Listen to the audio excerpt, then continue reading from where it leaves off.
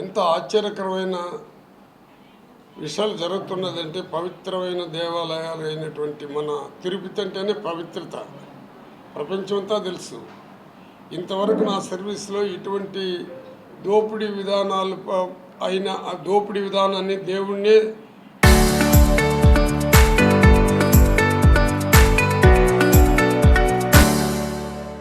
దోపిడీ విధానాలు తీసుకుని వచ్చి పెట్టి దేవస్థానాన్ని గురించి అక్కడ జరిగే అవకతవకల గురించి అక్కడ ఏ విధంగా జరుగుతున్నదని మన భూమన్ కరుణాకర్ రెడ్డి గారు ఉమ్మడి జిల్లా అధ్యక్షులు గారు పూర్తిగా వారు తెలియపరుస్తూ ప్రజల దృష్టిని అవినీతి పరంగా కాకుండా ఈ గవర్నమెంట్ వచ్చినాక ఏ విధంగా జరుగుతుందని చెప్పి గొంతెత్తి మాట్లాడే మన భూమన్ కరుణాకర్ రెడ్డి ఉమ్మడి జిల్లాకి అధ్యక్షులుగా వచ్చారు.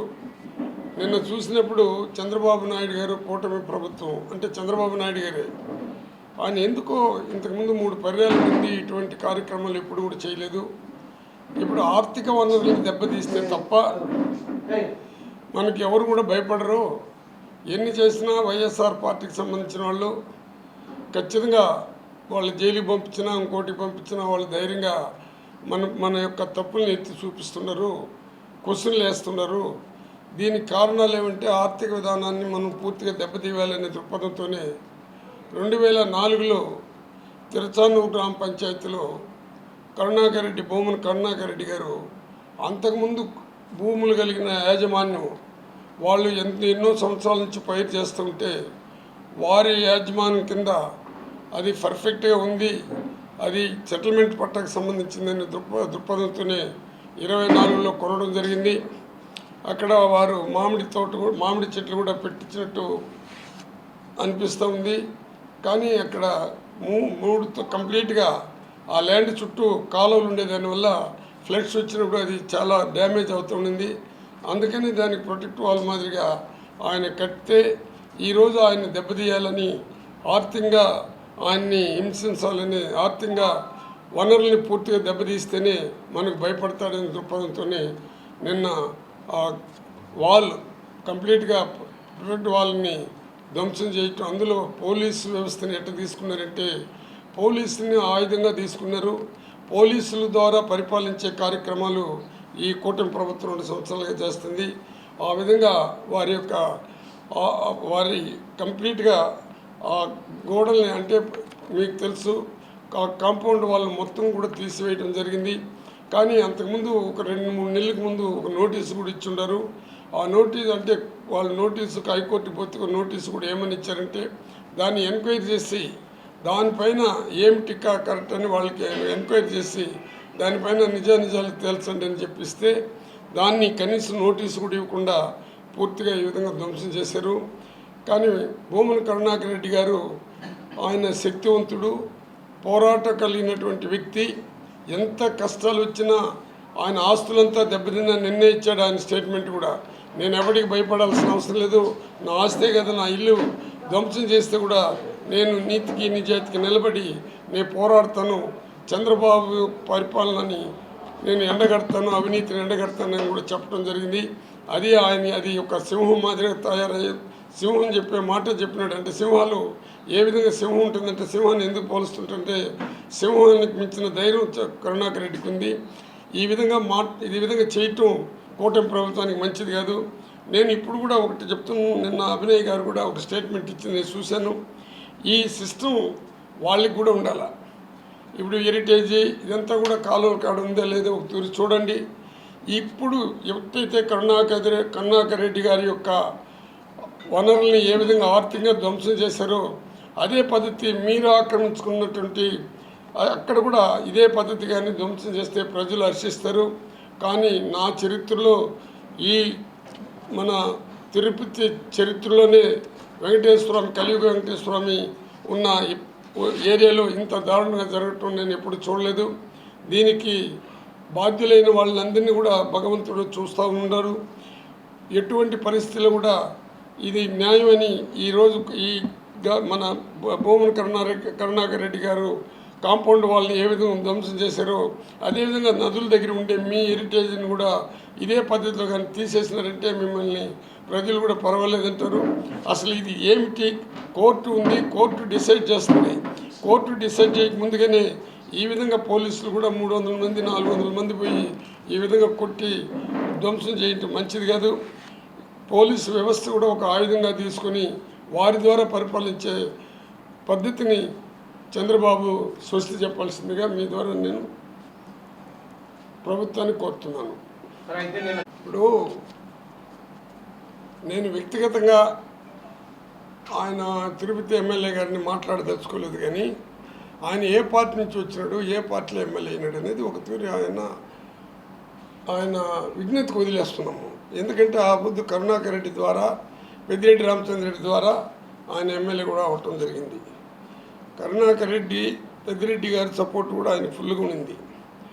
అందులో ఆ పార్టీ పెట్టిపోతే ఆయన ఎప్పుడు ఎమ్మెల్యే ఉండడు. పార్టీ పెట్టి ఎమ్మెల్యే అయినాడు. పార్టీకే అంత చెడ్డ చేసి పదవి కోసం వచ్చినటువంటి చిత్తూరు నుంచి తిరుపతికి వచ్చాడు. తిరుపతిని మన అభినయ్ రెడ్డి దగ్గర నుంచి వాళ్ళ నాయన మన భూమన కరుణాకర్ రెడ్డి దగ్గర నుంచి మన పార్టీ తరఫు, మన గవర్నమెంట్ తరఫున ఎంత అభివృద్ధి అయిందో తిరుపతి ఒక తిరుపతి ప్రజల్ని ఆలోచించమంటున్నా. తిరుపతి నుంచి వచ్చి నిలబడిన వ్యక్తికి అంత పెద్ద మెజార్టీ వచ్చిందంటే ఎట్టు వచ్చింది, అది ఏ విధంగా వచ్చింది, ప్రజలు తీర్పిచ్చారా, ఈవీఎంలు తీర్పిచ్చారనేది ఆయన విజ్ఞతకు వదిలేస్తుండ. పార్టీలు మారేవాళ్ళు ఎప్పుడు కూడా ఒక పద్ధతిగా ఉండరు, ఆ పద్ధతి తప్పిపోతారు. ఇప్పుడు అతను కానీ ఆ స్టేట్మెంట్ కానీ పోతే పవన్ కళ్యాణ్ దగ్గర దెబ్బ, లేకపోతే చంద్రబాబు దగ్గర దెబ్బ ఉంటుంది. అందువల్ల రేపు కూడా ఈ పదవిని నిలుపుకునేదానికి ఆయన అటువంటి స్టేట్మెంట్లు ఇస్తాడు. ఆయన విజ్ఞతకు వదిలేస్తున్నారు. అంటే అదే విధంగా ఆయన తిరుపతికి సంబంధించిన టీడీపీ జేపీ శ్రీనివాస్ కూడా ప్రెస్ మీట్ పెట్టి ఆయన కూడా ఆయన ఎవరో నాకు తెలియదు, కానీ అసలు చంద్రబాబు నాయుడు గారు ఇచ్చిన పదవులంతా ఎట్టటి వాళ్ళకి ఇచ్చినారో చంద్రబాబుకు తెలుసు. ఏ విధంగా ఉన్న వాళ్ళకి పదవులు ఇస్తున్నాడు, ఏ విధంగా ఉండే వాళ్ళకి ఎమ్మెల్యే సీట్లు ఇస్తున్నారు నాకు తెలియదు. అది నీకు తెలియాలి, ప్రెస్ వాళ్ళకి అందరికీ తెలుస్తుంది. మాది ఎంతసేపు మేము మాట్లాడితే సాక్షిలోనే వస్తుంది అన్నారు. అందుకే నేను మన జ్యోతి పేపర్ సంబంధించిన రాధాకృష్ణ గారిని, అదేవిధంగా ఈనాడు అని టీవీ పైన కూడా రమ్మంటుండా. ముందు కరుణాకర్ రెడ్డి గారిది గోడ కొట్టించేశారు కదా కాంపౌండ్ వాళ్ళు. ఆ నదుల పైన ఎక్కడెక్కడ ఉండదు, ఎవరెవరు ఆక్రమించుకున్నారు వాటినంతా కూడా కొట్టించమని వాళ్ళు చెప్పమంటుండా. మేము మాట్లాడితే అది సాక్షి పేపరు, అది వైఎస్ఆర్ పార్టీ అని మా పైన బురద తెలుతారు. అందులో జగన్మోహన్ రెడ్డి జపం తప్ప వాళ్ళకి వేరే జపం తెలీదు. జగన్మోహన్ రెడ్డి ప్రేమ, వాత్సల్యం, అనురాగంతో ప్రజలను ఆదరించాడు. ప్రజల అకౌంట్లో డబ్బు వేసిన చరిత్ర ప్రపంచంలో ఎవడికిలే. అట్లాంటి వాడిని కూడా మనం ఏ విధంగా హింసిస్తున్నామో తెలుసు వాళ్ళకి. వాళ్ళ ఉద్దేశం ఏమంటే ఈ కలిగి ఉండేంత వరకు చంద్రబాబు మనుషులే పరిపాలించాలని దృష్టిలో ఉండరు. ఎవరు ఎట్లా పరిపాలించేది ప్రజలు నిర్ణయిస్తారు. ఒక ఆయన అంటాడు 30 సంవత్సరాలు ఆయన్ని ముఖ్యమంత్రి చేయాలంటాడు. 30 సంవత్సరాలు మీరు కాదు ముఖ్యమంత్రి చేస్తే, ప్రజలు ఓటేసి ముఖ్యమంత్రి కావాలా. అందువల్ల నేనేం చెప్తున్నానే, ఎవరిని గురించి కూడా ప్రజలకు బాగా తెలుసు. తిరుపతి వాళ్ళకి భూమన కరుణాకర్ రెడ్డి ఎట్టటి వాడు, భూమన కరుణాకర్ రెడ్డి ఎటువంటి పోరాటాలు చేసినాడు, భూమన కరుణాకర్ రెడ్డి అంటేనే పోరాట పటిమ కలిగిన వాడు. అందులో మొదటి నుంచి కూడా మన కమ్యూనిస్టు భావాలు తగిలి పేదవాళ్ళ కోసం తెప్పించినటువంటి మనస్తత్వం కలిగిన వ్యక్తి భూమన కరుణాకర్ రెడ్డి. ప్రజలకు కూడా తెలుసు. ఏదో బురద జల్లాన్ని చల్లుకొని స్టేట్మెంట్లు ఇచ్చినంత మాత్రం కరుణాకర్ రెడ్డి భయపడి పరిగెత్తిపోడు. ఆయనతో పోల్చుకునేదానికి ఎవరికి కూడా అర్హత లేదు. మా పార్టీకి అది అట్టగా చెప్పాల్సింది. నేను చెప్పేది తీసుకో, కోప్పడద్దు. నేను సీరియస్గా చెప్తుండా. తప్పు అనేది కూటమి ప్రభుత్వం కూడా. చంద్రబాబు నాయుడు దాదాపు ఇప్పుడు 4వ తూరి ముఖ్యమంత్రి అయినాడు, 3 పర్యాలు వచ్చాడు. ఒక తూరి అవగాహన చేసుకోమనండి. తప్పు చేసిన వాళ్ళని సపోర్ట్ చేసే పార్టీ మాది కాదు. జగన్మోహన్ రెడ్డి ఎవరు తప్పు చేసినా యాక్షన్ తీసుకోమంటాడు. కానీ ఆయన స్పీకర్ చేసినట్టు స్పీకర్ అంటే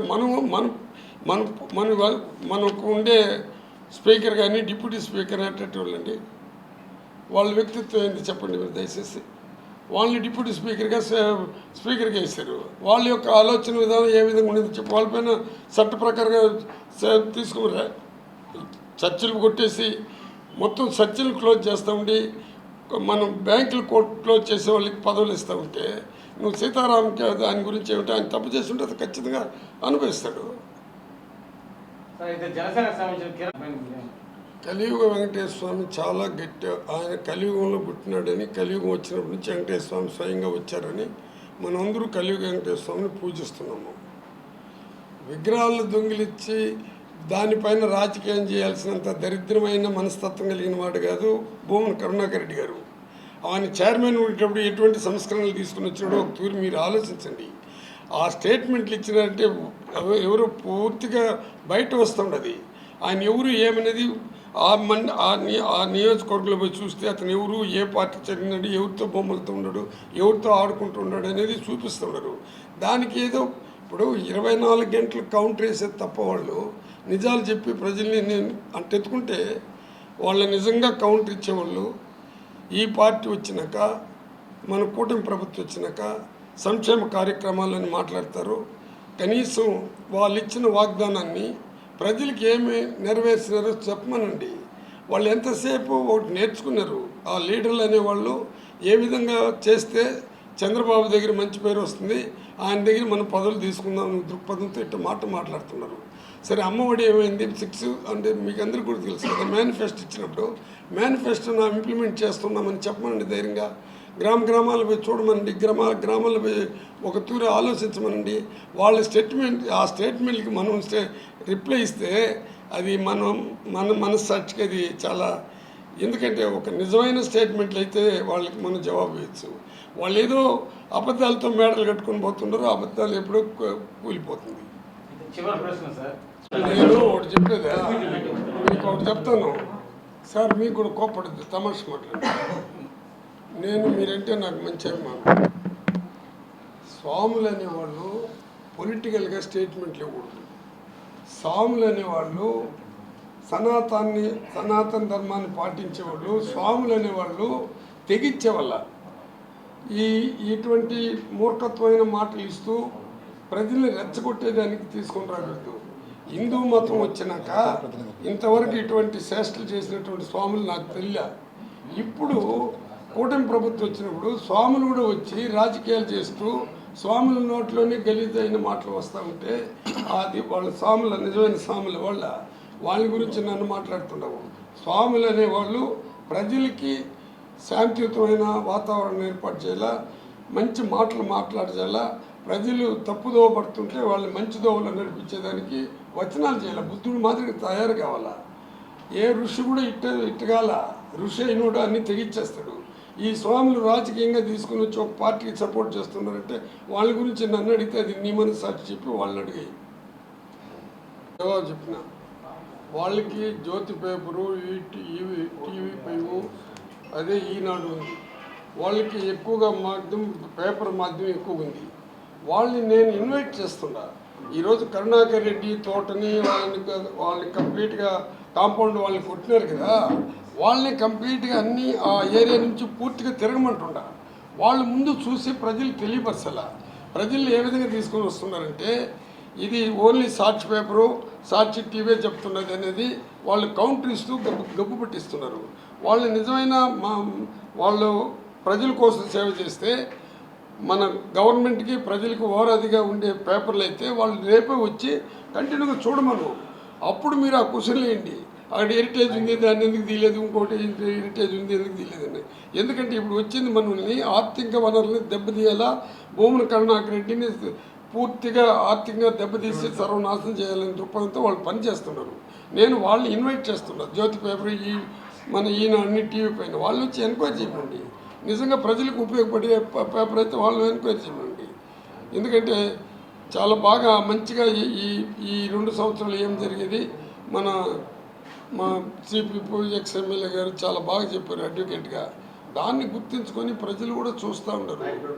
ప్రజలు ఎందుకురా మనం ఈ తప్పు చేసినాము, ఎందుకురా మనం జగనన్న ఓడించినాము అనేది ప్రజల్లో స్టార్ట్ అయిపోయింది. కాబట్టి ప్రజలు పూర్తిగా తీర్పు ఇచ్చే రోజు తొందరగా వస్తుంది.